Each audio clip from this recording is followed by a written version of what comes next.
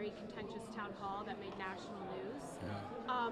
Have you been in touch with the folks at that town hall since? What have you done to touch base with your constituents? Well, we keep meeting everybody. You know, that town hall there was an organized group of Winnebago County Democrats who showed up. But I get out and I meet people not just in town halls.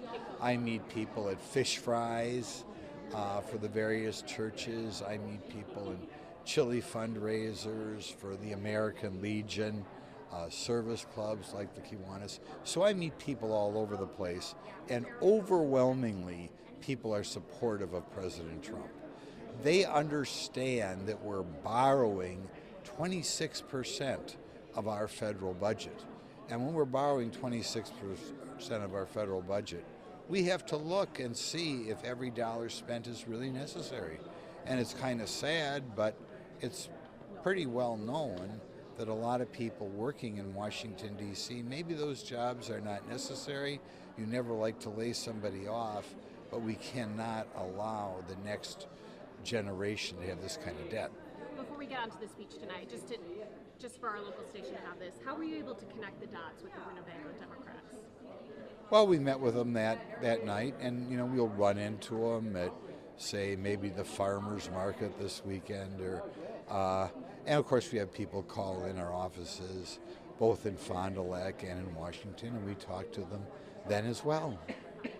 So on the speech tonight, it's a crazy day that the speech is happening today and all this news is breaking, right? The stock market, we're seeing the biggest drop in the NASDAQ since COVID today, with this, what seems to be a trade war blossoming today. Also the freezing Ukraine aid, and the president is speaking to the nation and to the joint address of Congress today.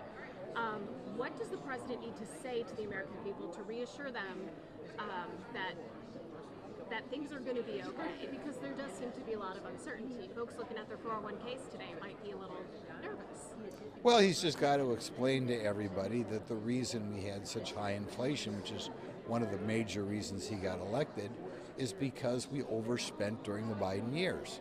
And he's just got to reassure people that we're going to have to spend a little less money. And he can point out that there are certainly individual countries, I think particularly in Asia, in which their exports are subsidized by the government.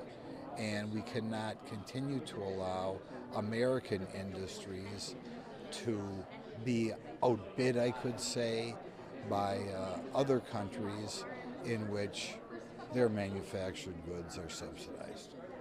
Elon Musk is expected to attend tonight. Is that something that do you think he should continue to be in the room for official events such as this? Well, he's obviously one of President Trump's top advisors. All presidents have advisors that are not official members of the cabinet. And I think it's good for Elon Musk to hear this speech.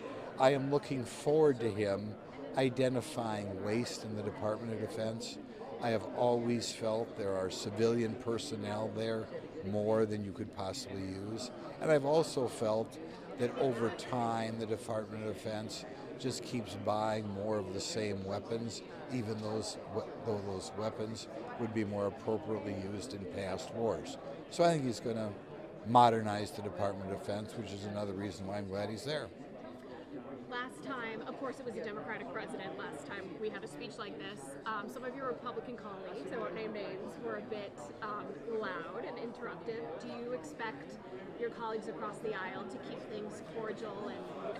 Well, some of them are kind of overheated, but I hope they do. I mean, I've always shown up for every Democrat's speech this time of year, be it Joe Biden and Barack Obama, and I hope the Democrats are respectful.